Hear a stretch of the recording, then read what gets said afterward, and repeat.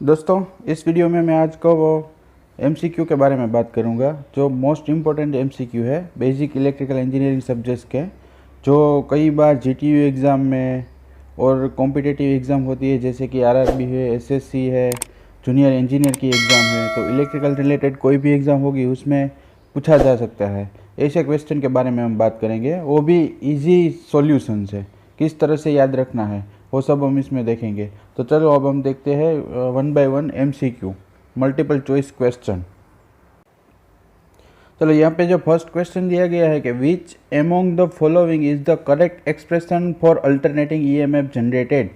तो इसमें बताया है कि अल्टरनेटिंग ईएमएफ कैसे जनरेट होता है। तो अल्टरनेटिंग ईएमएफ जनरेट होने के लिए हमें पता है कि साइन्यूसॉइडल वेवफॉर्म हम कंसीडर करते हैं, positive half cycle and negative half cycle.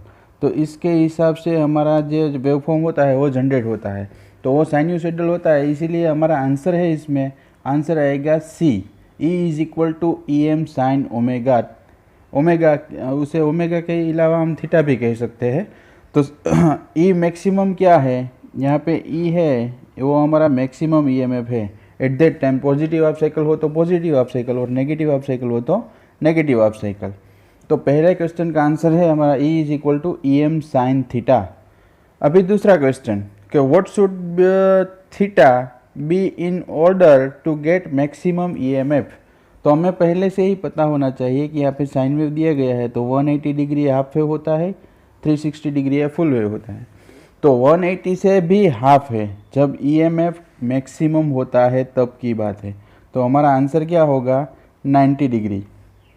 Answer B, जो उसका एक्सप्रेशन भी दिया गया है कि E is equal to B L V sine theta और ई एम साइन थीटा के रूप में भी आप बता सकते हैं, तब 90 डिग्री से हमारा ई एम एफ है वो मैक्सिमम होता है। अब थर्ड क्वेश्चन देखते हैं।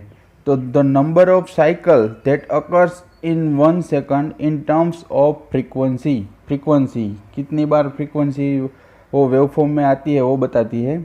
इसका आंसर है बी, और उसका भी एक्सप्लेनेशन दिया गया है कि फ्रीक्वेंसी किसे कहते हैं, साइकिल कितनी साइकिल होती है उसके बारे में। नेक्स्ट क्वेश्चन है what is the duration of one cycle known as. Duration, one cycle का, एक साइकिल कंप्लीट होने के लिए कितना टाइम चाहिए उसे हम टाइम पीरियड कहते हैं और पीरियड भी कहते हैं। तो ये दूसरा आंसर और फोर्थ क्वेश्चन का आंसर है। अब 5 क्वेश्चन है the repetitional of a variable quantity requiring at equal interval is known as. जो सभी क्वेश्चन दिए गए हैं अभी साइन्यूसॉइडल वेवफॉर्म के बारे में ही बताया है। तो साइन्यूसॉइडल वेवफॉर्म के बारे में हमें ई मैक्सिमम कैसे होता है वेवफॉर्म, तो इसे हम क्या कहते हैं, 5 का आंसर होगा वो हमारा वेवफॉर्म होगा। 5 का आंसर जो है वो साइकिल है, वेवफॉर्म नहीं है, सॉरी। जो हमारा 5 का आंसर मिलता है हमें वो हमारा साइकिल है। एक साइकिल कंप्लीट होती है 0 से 2 पाई तक कंप्लीट होता है तब का, उसे हम 1 साइकिल कंप्लीट कहते हैं। अब नेक्स्ट क्वेश्चन है the value of a given waveform at any instant time is term at instant time. तो इसे हम क्या कहते हैं, इंस्टेंटेनियस वैल्यू बोलते हैं, तात्क्षणिक कीमत, इंस्टेंटेनियस वैल्यू। नेक्स्ट क्वेश्चन है RMS stands for root mean square. RMS stands for root mean square, full form है आरएमएस का, फुल फॉर्म दिया गया है root mean square. Next question है in a sinusoidal wave average current is always, blank दिया हुआ है RMS current. तो क्या होता है, less than, always less than RMS current.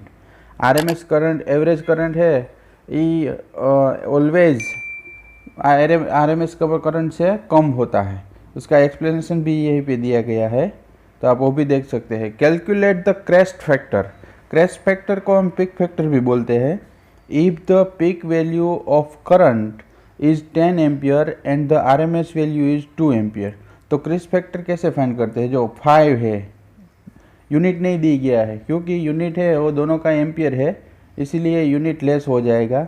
तो और उसका एक्सप्रेशन क्या है, क्रेस्ट फैक्टर और पीक फैक्टर किसे बोलते हैं, maximum value divided by RMS value is called is peak factor. तो उसके हिसाब से हम वैल्यू इसमें डालेंगे तो हमारा आंसर है वो 5 मिलेगा, क्रेस्ट फैक्टर। नेक्स्ट है average value of current over a full cycle. Full cycle, तो फुल साइकिल की एवरेज वैल्यू क्या आती है? यहाँ पे मैंने आपको वेव फॉर्म बताया है, साइन्यूसॉइडल वेव फॉर्म। तो हाफ वेव हो तभी हमें एवरेज वैल्यू मिलती है। फुल वेव की तो ये पॉजिटिव है और ये नेगेटिव है, दोनों सेम ही है, तो इसीलिए हमारी एवरेज वैल्यू कितनी हो जाएगी? 0 हो जाएगी।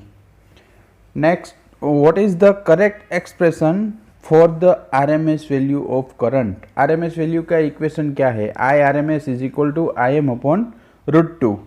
IM अपॉन √2 हमारा आंसर होगा, जिसके इलावा में हम देख सकते हैं कि IRMS is equal to IM upon √2। यहाँ पे आंसर होगा वो B होगा,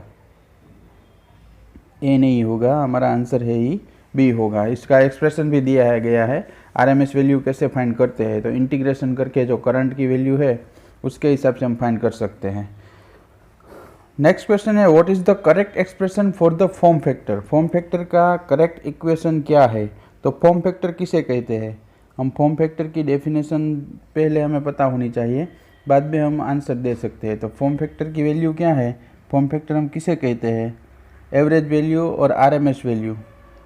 RMS वैल्यू और एवरेज वैल्यू दोनों का जो रेशियो होता है उसे हम फॉर्म फैक्टर बोलते हैं, फॉर्म फैक्टर। नेक्स्ट क्वेश्चन है, the correct expression for the instantaneous current in a resistive circuit. Resistive circuit में करंट कितना आता है? V is equal to VM sine omega T होता है। इसी तरह यहाँ के करंट का इक्वेशन है I is equal to IM sine omega t, और cos omega t divided by सकता है। I is equal to VM cos omega टी डिवाइडेड बाय R, रजिस्टिव सर्किट है इसलिए। नेक्स्ट जो काफ़ी इंपॉर्टेंट क्वेश्चन है, can Ohm's law be applied in an AC circuit? AC circuit में हम ओहम्स लॉ लगा सकते हैं क्या? हाँ, हम ओहम्स लॉ लगा सकते हैं, क्योंकि उसका आंसर है उसके एक्सप्लेनेशन में दिया गया है। जो ओहम्स लॉ है वो हम AC DC दोनों में अप्लाई कर सकते हैं। उसके हिसाब से क्या होता है कि अप्लाई के लिए कंडीशन क्या है? V is equal to IR। AC circuit में कंडीशन सभी के लिए फॉलो होनी चाहिए। What is the impedance at resonance? Resonance के टाइम इम्पीडेंस कितना होता है? तो इम्पीडेंस है वो मिनिमम होता है। किस तरह से मिनिमम होता है कि XL is equal to XC। Resonance होने के लिए की कंडीशन क्या है वो हमें पहले पता होनी चाहिए, उसके बाद ही हम फाइंड कर सकते हैं। What is the series resonance condition? Series resonance होने के लिए कौन सी कंडीशन चाहिए? ये भी आगे वाले क्वेश्चन में ही इसका आंसर है। तो क्या है? XL is equal to XC।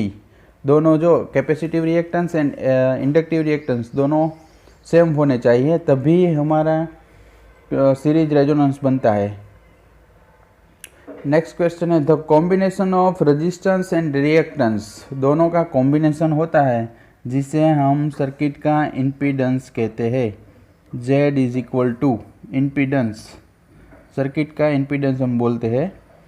Next question है, if an alternating current resistance is 5 ohm, capacitive reactance is 12 ohm, what is the impedance?